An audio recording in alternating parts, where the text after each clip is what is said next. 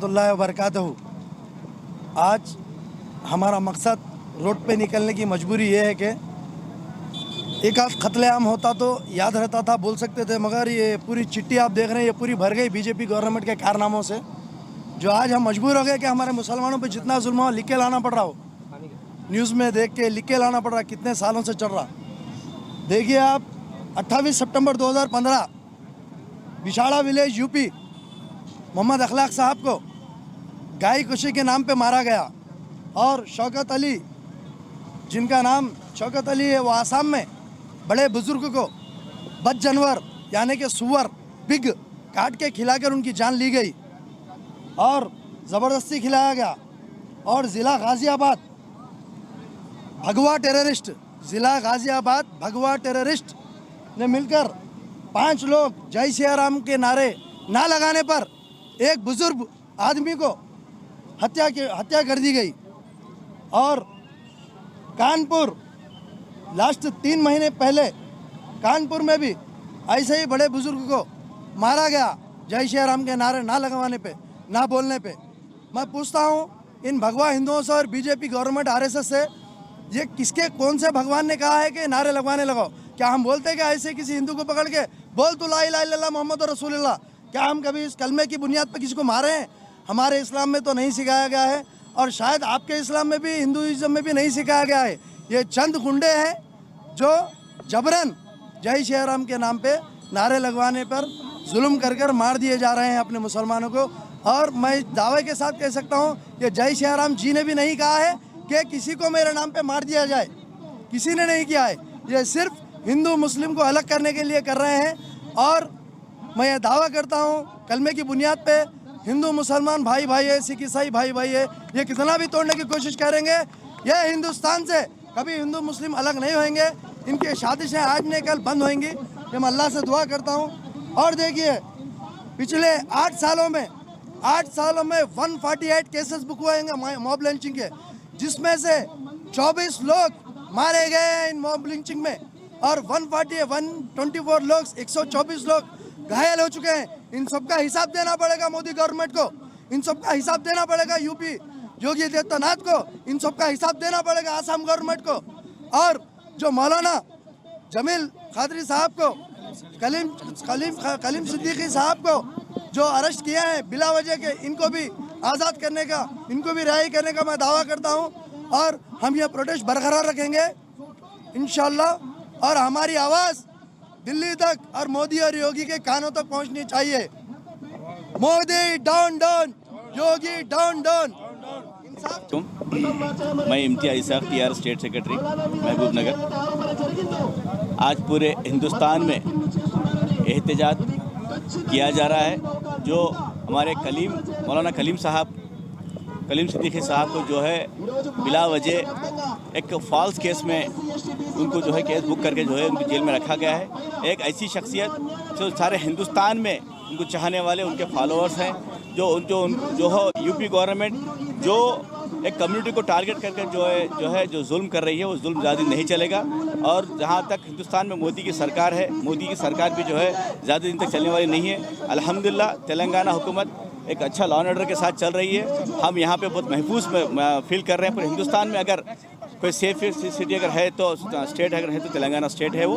लिहाजा जो है मैं मौलाना कलीम साहब को, सिद्दीकी साहब को फौरी तौर पर रिहा किया जाए। ये महबूब नगर के सारे ऑल पार्टी रैली की तरफ से हम डिमांड कर रहे हैं।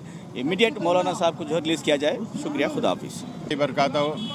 आज 2 अक्टूबर के दिन महबूब नगर में कुल जमाती इजलास के तहत एक रैली निकाली गई, जो घड़ियाल चौरस्ते से तेलंगाना चौरस्ते तक आई है।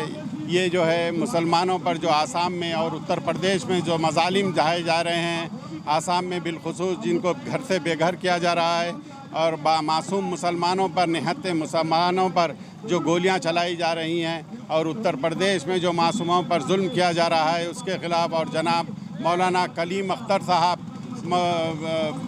मौलाना की गिरफ़्तारी जो की गई है, और उल्मा के ऊपर जो निगाह डाली गई है सेंट्रल हुकूमत के तहत, उसके ख़िलाफ़ जो है ना आज एहतजाज किया गया है। इस एहतजाज में जो है ना तमाम यानी मजहबी और सियासी और समाजी कायदीन आज सब आए हैं इसमें, और तमाम लोग ने ये एहतजाज किया है और सेंट्रल हुकूमत के ख़िलाफ़ ये हमारे अपने गुस्से और गम का इजहार किया है। हम चाहते हैं कि इमीडिएट मौलाना कलीम सिद्दीकी साहब को रिहा किया जाए, और जो लोग जो कलीम सिद्दीकी साहब उस उलमाए कराम के तहत हैं, जो उलमा हमारी आज़ादी में हज़ारों की तादाद में जो है ना अपने कुर्बानियाँ देकर इस मुल्क को आज़ाद किया गया है, आज़ाद कराए हैं, ये उन्हीं के विरसा में से हैं। आज उन्हीं के ऊपर ये जो है जुल्म ढाया जा रहा है, उन्हें गिरफ़्तार किया गया है। हम इसकी सख्त मज़म्मत करते हैं और ये एहतजाज में हम ये दावा करते हैं जल्द से जल्द उन्हें रिहा किया जाए। ये हमारा एहतजाज है। अगर वो इमीडिएट उन्हें रिहा ना किया गया तो इस धरने के अलावा हम कई किस्म की भूख हड़तालें और इस तरीके के और कई प्रोग्राम हमने सोच रखे हैं। अगर इमीडिएट उन्हें रिहा ना किया गया तो हम इसको जंजीरी भूख हड़ताल में तब्दील कर यहाँ पर जो है ना इसका एहतजाज करेंगे। आज उसके लिए हमने आज तय किया है और इंशाअल्लाह करेंगे ज़रूर। सलाम। మన కాన్స్టిట్యూషన్ ప్రకారం ఇచ్చిన గ్యారంటీస్ ఫండమెంటల్ రైట్స్ ఇచ్చిన ప్రకారం ఎవరైనా ఒకరు ఇష్టం వచ్చిన మతం అడాప్ట్ చేసుకోవచ్చు, ఆ మతానికి కూడా తబ్లీగ్ కూడా చేయవచ్చు. కానీ మన ఈ సెంట్రల్ గవర్నమెంట్ యూపీ గవర్నమెంట్ ద్వారా ఎక్స్పెరిమెంట్స్లు చేస్తున్నారు. యాంటీ కన్వర్షన్ యాక్ట్ అని యూపీలో ఇంట్రడ్యూస్ చేసినారు. నేను అనేది ఈ యాక్ట్ మన కాన్స్టిట్యూషన్కి వ్యతిరేకం అయిపోతుంది. ఎందుకంటే కాన్స్టిట్యూషన్ ఫండమెంటల్ రైట్ మాకు గ్యారంటీ ఇస్తుంది. మీరు ఏ మతమైనా అడాప్ట్ చేసుకోవచ్చు, ఆ మతం ప్రకారం మీరు తబ్లీగ్ కూడా చేయవచ్చు. ఇప్పుడు పైసలు ఇచ్చి కన్వర్షన్ చేస్తున్న మాట ఇది తప్పు.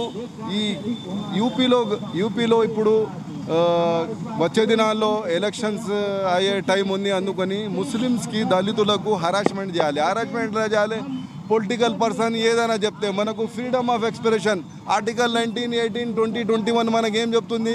మీరు ఏదైనా చెప్పాలంటే డెమోక్రసీలో కాన్స్టిట్యూషన్లో మీరు చెప్పవచ్చు, మీ ఫీలింగ్ చెప్పవచ్చు. కానీ ఒకవేళ ఫీలింగ్ చెప్తేనే ఏదైనా చెప్తే వాళ్ళకు బిహైండ్ బార్స్ జైలుకి పంపిస్తున్నాను. ఇప్పుడు ఆజం ఖాన్కు చూడండి, ముఖ్తార్కి చూడండి, ఎవరు ఉన్నారంటే యూపీలో ఒక మాట చెప్తే అంటే మనం ఎంత భయంలో పెడుతున్నారు, అండర్ థ్రెట్ ఎట్లా పెడుతున్నారంటే మీరు ఏం చెప్పకూడదు.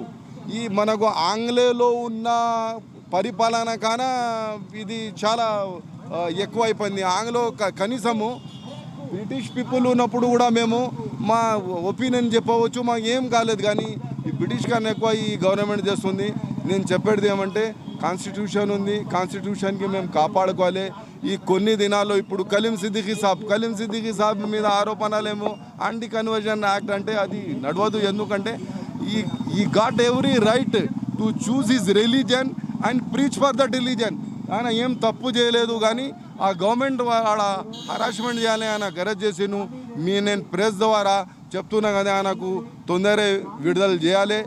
ఆసాంలో అయిన దానికి ఇప్పుడు ప్రతిదానికి ఒక ఎక్స్పెరిమెంట్ చేస్తున్నారు. ఈ ఎక్స్పెరిమెంట్ ప్లేస్ యూపీ అయిపోయింది. యూపీ ఆసాం మాబ్ లించింగ్ చూస్తే యూపీలో అవుతుంది. యాంటీ లా కన్వర్జన్ ఉంటే యూపీలో చేస్తున్నారు. లవ్ మ్యారేజెస్ గురించి ఉంటే కూడా అది అందుకని UP is a place where government of India is chosen to experiment the issues which was laid down by the RSS policy ఏముంది, ముస్లిమ్స్కు ఎట్లా తక్కువ చేయాలి, వాళ్ళకు ముస్లిం దూరం ఎట్లా చేయాలి, వాళ్ళకు ఏం ఉండకూడదు ఎట్లా అంటే ఆ ఎక్స్పీరియన్స్ మొత్తము ఆ లెబొరేటరీ యూపీలో ఉంది. యోగిని యూజ్ చేసి ముస్లిమ్స్కు చేస్తున్నాడు. ఒకవేళ ఆడ సక్సెస్ అయినా ఇప్పుడు చూడండి, యాంటీ కన్వర్షన్ యాక్ట్ పాస్ అయితేనే ఇప్పుడు బీజేపీ గవర్నమెంట్ కర్ణాటకలోని వాళ్ళు కూడా మేము దానికి చేస్తున్నా అంటున్నాం. అందుకు నేను వ్యతిరేకిస్తూ అందరూ మా ముస్లిం జై భీమ్ జై అందరు హిందూ బ్రదర్స్తోని నా ఒకటి మనవి ఏమంటే మేము కాన్స్టిట్యూషన్కి కాపాడాలి.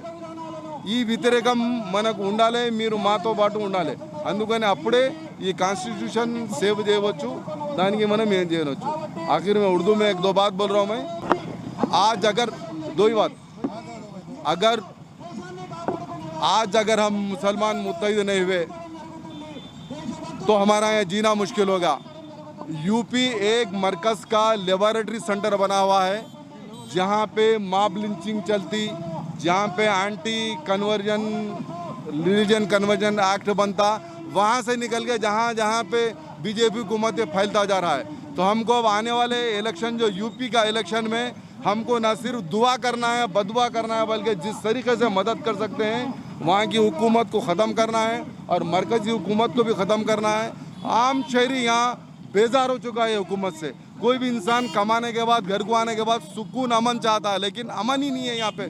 जहाँ देखो बर्बादी, मॉब लिंचिंग, गाँव के नाम पे, किसी नाम पे रोज़ कोई ना कोई नुकसान मुसलमानों को और इस्लाम को पहुँचाया जा रहा है। तो मैं यहाँ से कहूँगा कि सेकुलर किरदार रखने वाले हमारे भाइयों को, चूँकि कॉन्स्टिट्यूशन हमको गारंटी ये दे रहा है हमको, आप अपनी मतलब का मज़हब चुन सकते हैं, मज़हब की तबलीग कर सकते हैं। तो फिर कलीम सिद्दीकी साहब की गिरफ्तारी इस एतबार से गलत है। मैं यहाँ से प्रेसिडेंट ऑफ इंडिया और चीफ जस्टिस ऑफ इंडिया से ये गुजारिश ख्वाहिश करता हूँ कि कलीम सिद्दीकी